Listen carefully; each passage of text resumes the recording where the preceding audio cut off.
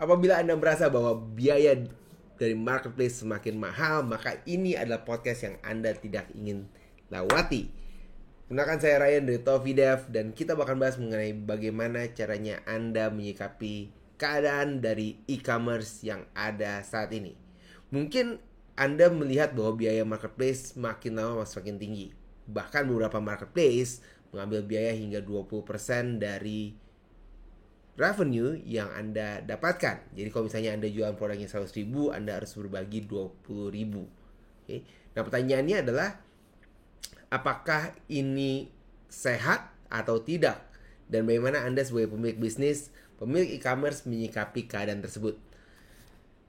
Itu yang bakal kita bahas dalam episode kali ini. Oke. Di marketplace ini terjadi bukan hanya di Indonesia, terjadi di seluruh dunia. Bahkan beberapa waktu yang lalu saya sempat pergi ke Eropa.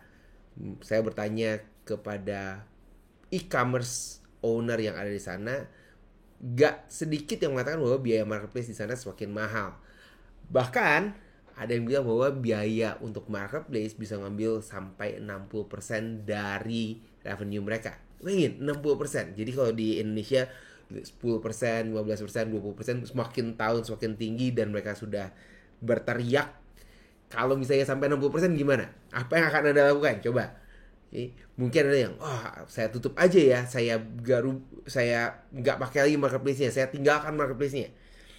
Namun yang terjadi di negara di bagian barat sana, mereka tetap menggunakan e-commerce. Kenapa? Alasannya ada sederhana. Karena e-commerce masih memiliki traffic atau pengunjung yang jumlahnya lebih banyak untuk mendapatkan pelanggan baru. Tapi bukan berarti kita tidak bisa menggunakan, bukan berarti kita masih harus berpegang penuh pada marketplace yang ada di negara tersebut. Karena sama seperti semua bisnis, Anda nggak bisa berpegang kepada satu tempat, karena ada banyak hal di dalamnya. Tadi biaya komisinya makin naik, ada biaya-biaya tambahan, terutama kalau mereka melakukan promosi seperti di akhir tahun, biasanya ada 99, 10, 10, 11, 11, 12, 12. Kalau Anda tidak ikut, maka Anda akan kehilangan market. Kalau Anda ikut, biayanya cukup besar. Dan yang paling sulit adalah Anda bergantung pada algoritma dari marketplace tersebut. Kalau misalnya algoritmanya sedang menguntungkan kepada kita, maka hasilnya akan bagus. Kalau tidak bagus gimana? Ya, mungkin terpaksa kita tidak mendapatkan hasil dari campaign yang kita lakukan. Dan disinilah kenapa kita perlu melihat opportunity untuk memiliki toko online sendiri atau e-commerce sendiri.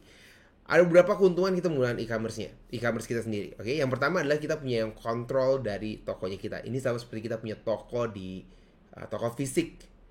Apapun yang ingin Anda lakukan di dalam tokonya Anda, maka Anda bisa lakukan. Nggak ada potongan, nggak ada komisi, bebas menentukan harga dan strategi promosi yang Anda bisa kembangkan. Oke. Dan keuntungan yang lainnya adalah Anda bisa berhubungan langsung dengan pelanggannya.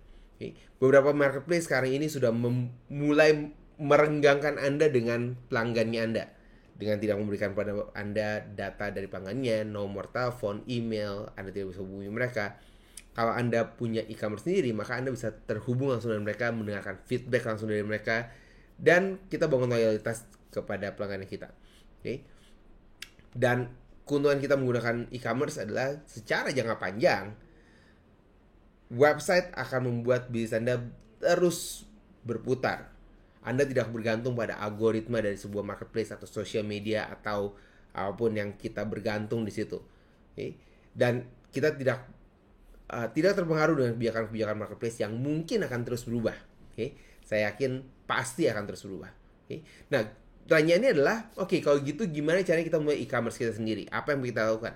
Karena begini, pada saat ditanya, apakah kalau gitu kita perlu memotong langsung marketplace pada saat mereka memotong biaya 60%? Jawabannya adalah tidak. Karena ini adalah darah baru atau orang-orang yang baru mengenal Anda atau bisa menemukan Anda di marketplace. Marketplace tetap satu tempat yang sangat bagus untuk Anda bisa mengembangkan bisnisnya Anda. Tapi Anda nggak mau bergantung hanya pada marketplace, Anda ingin bergantung pada banyak tempat. Atau di dunia marketing kita bilangnya adalah multi touch point. bagaimana Anda bisa membangun hal tersebut untuk bisnis yang akan membuat bisnis Anda berkembang. Nah, pertanyaannya adalah gimana caranya kita mulai e-commerce kita sendiri. Oke. Ini adalah bagian yang perlu Anda catat.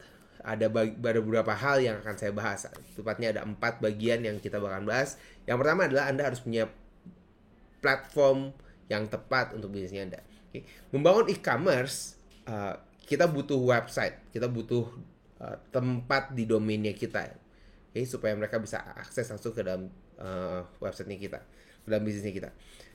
Tantangan yang paling banyak yang saya dapatkan adalah bagaimana membangun e-commerce-nya.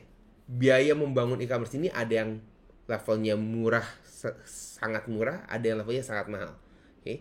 Ada platform-platform yang terkenal di dunia seperti Magento, Shopify, WooCommerce, Circlo, Toko, dan yang lainnya. Okay? Apa yang membedakan semua platform tersebut? Dan yang paling murah sampai yang mahal. Okay. Ada banyak plus minus di dalam pemilihan platform yang tepat untuk bisnisnya Anda. Enggak semua bisnis sesuai dengan platform yang sama. Okay. Jadi kalau Anda misalnya, saya lebih suka Shopify, saya lebih suka Magento, saya lebih suka Circlo atau yang lainnya. Anda pilih platform berdasarkan dari kebutuhan bisnisnya Anda. Okay. Untuk menentukan yang mana yang paling sesuai, harus di-assess terlebih dahulu. Kalau misalnya Anda ingin berbicara mengenai e-commerce apa yang sesuai dengan bisnisnya Anda bisa menghubungi saya atau tim untuk menemukan platform yang tepat. Okay? Jangan sampai Anda sudah bangun platformnya lalu Anda perlu merubahnya. Okay? Nah, setelah platform tersebut, berikutnya adalah tampilan dan pengalaman pengguna harus Anda perhatikan. Pada saat mereka mengakses sebuah website, itu adalah kesempatan Anda untuk merubah mereka dari calon pelanggan menjadi pelanggan. Namun apabila tampilannya tidak menarik atau cara menggunakan websitenya tidak mudah, kemungkinan besar mereka tidak akan datang ke dalam website Anda lagi.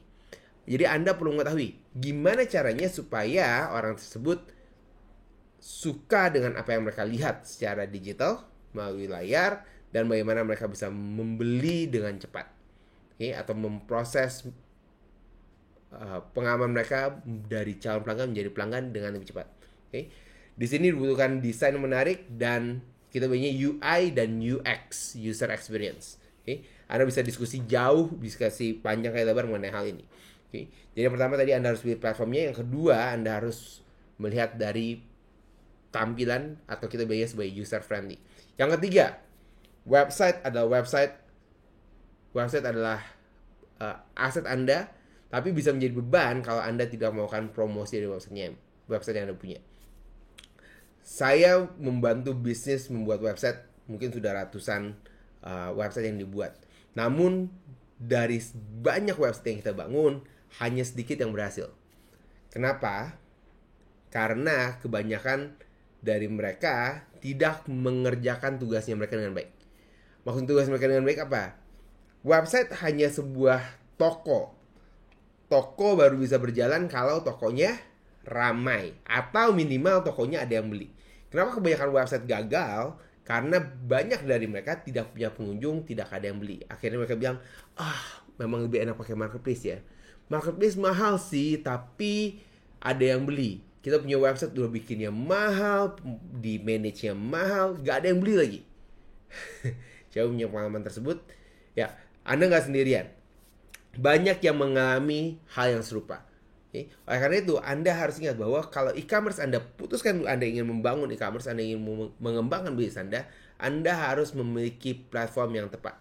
Gimana caranya? Anda bisa gunakan sosial media, Anda bisa gunakan SEO, Anda bisa menggunakan email marketing, Anda bisa menggunakan iklan untuk menarik orang datang ke dalam e-commerce Anda. Dan ini adalah bagian yang sangat penting terlepas dari apapun bisnisnya Anda. Okay.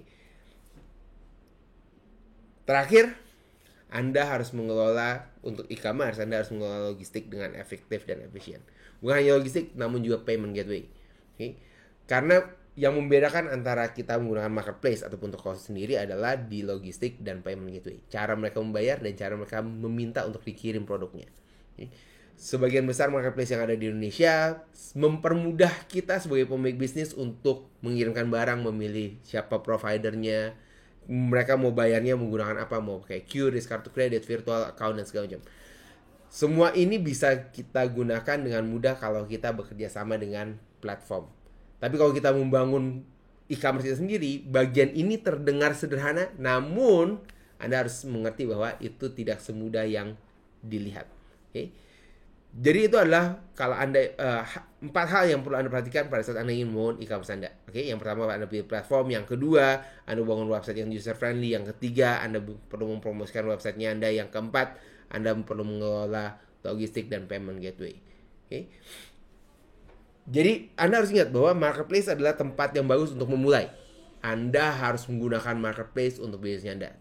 Tidak peduli apapun yang Anda kerjakan, Anda harus mulai dari marketplace karena biayanya murah, cepat, dan mereka sudah punya pengunjung yang mencari produknya Anda. Okay? Namun biaya yang tinggi ini mungkin membuat bisnis Anda marginnya semakin kecil. Jadi bagaimana untuk menyiasati hal tersebut? Anda harus membangun e-commerce Anda sendiri, membuat solusi di mana Anda punya kontrol penuh, biar Anda bisa membangun keuntungan yang lebih besar, dan Anda bisa membangun hubungan yang lebih baik. Okay? Nah, memulai e-commerce nggak harus rumit. Okay? Mulai dari pilih platform yang sederhana, dan kembangkan platform tersebut sampai ke level yang Anda inginkan untuk bisnis Anda berkembang ke level berikutnya. Okay? Jadi kalau Anda pengen mendapatkan informasi lebih lanjut, Anda bisa mendapatkan resource yang Anda bisa download di kolom deskripsi. Atau kalau Anda punya pertanyaan tentang e-commerce, Anda bisa menghubungi saya atau tim. Anda bisa masuk di tofidev.com dan Anda bisa mulai mengembangkan bisnis Anda menggunakan digital. Sekian dulu untuk episode kali ini. Kita akan bertemu di episode yang lain.